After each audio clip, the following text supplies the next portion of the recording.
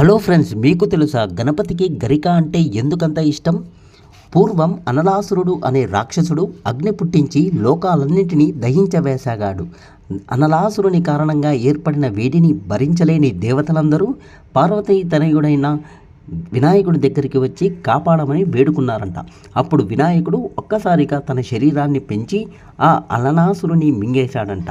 కానీ అనలాసురుని మింగిన గణపయ్య శరీరం నుంచి విపరీతమైన అగ్ని పుట్టి గణపతి శరీరం మంటలు పుట్టసాగింది. అప్పుడు సాక్షాత్తు చంద్రుడు వచ్చి తలపై కూర్చున్నాడంట. అయినా మంట తగ్గలేదు. విష్ణువు తన కమలాన్ని వినాయకుడికి ఇస్తాడు.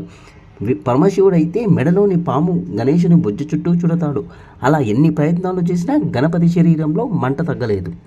చివరికి కొంతమంది ఋషులు వచ్చి 21 గరిక పోచలు గణపాటి సమర్పిస్తే గణపతి శరీరంలో వేడి తగ్గుతుందని చెప్పడం వల్ల 21 గరిక పోచలు గణేశుని తలపై ఉంచగానే వినాయకుని శరీరంలో మంటలు తగ్గి ఉపశమనం కలుగుతుంది.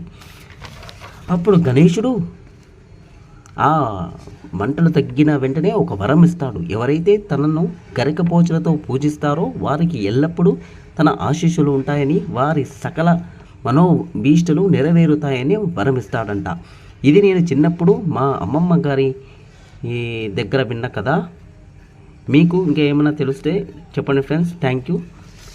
ప్లీజ్ మీకు కానీ నచ్చితే లైక్ చేయండి, షేర్ చేయండి, అలాగే తప్పకుండా సబ్స్క్రైబ్ చేయండి ఫ్రెండ్స్. Thank you.